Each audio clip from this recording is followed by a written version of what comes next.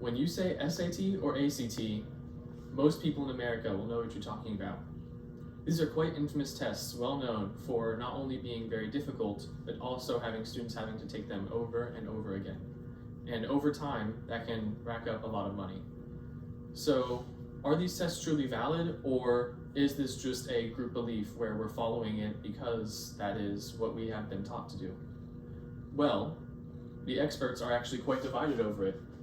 Teachers who took this poll say that 37% believe that the ACT and SAT are not at all a good indicator of student success, and that is a strong disagree. So it is a heavy belief that what they teach in the classroom may hold more weight over the exams that these colleges give. 9% only slightly agree, and that is much smaller compared to the 37% who strongly disagree. 16% of educators neither agree or disagree, and rather hold a belief that it could go either way. And then a whopping 39% believe that the ACT and SAT are not as valid as many would believe them to be. As seen in the second paragraph, it's not just educators who have an issue with the ACT and SAT.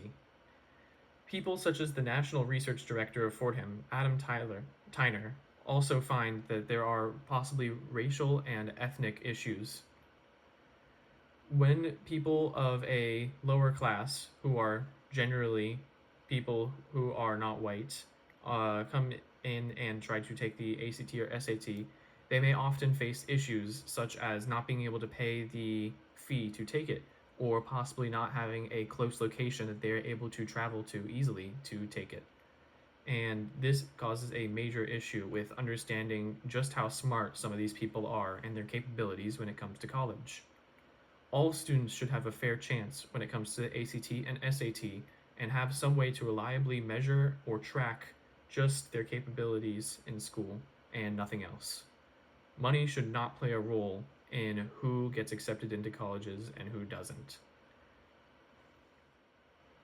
One way to possibly eliminate the issues with the ACT and SAT inequalities between class may be having an easily accessible online tutor, or possibly a program where students can learn and have the chance to have the same education and opportunities that people of higher classes may have.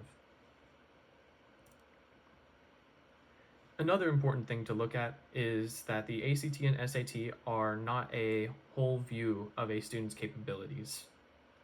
When a student is getting into college, it's well known that more than just the ACT and SAT are looked at.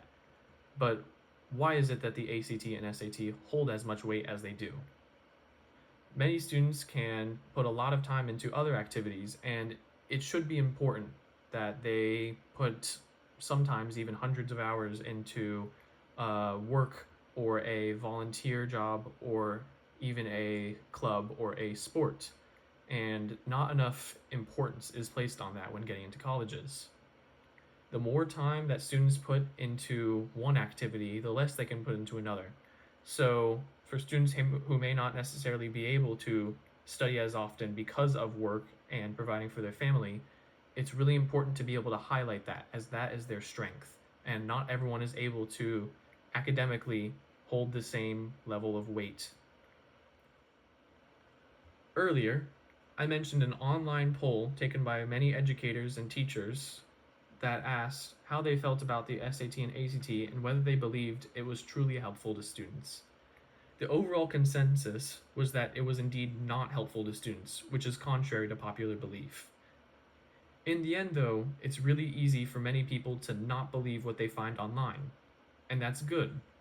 But we still need evidence, so I decided to ask my high school testing coordinator and what her opinion on it was.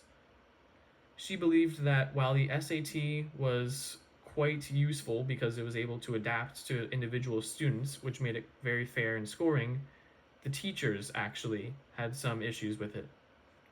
Teachers, she said, did not get paid enough and may even be forced to cram students into rooms beyond what rooms should hold. This can cause issues with cheating and even distractions between students, which is very bad as that can ruin the testing scores and cause inequalities. All across the SAT and ACT, there are a plethora of issues and there needs to be a solution, but that solution won't come without time and money put into it.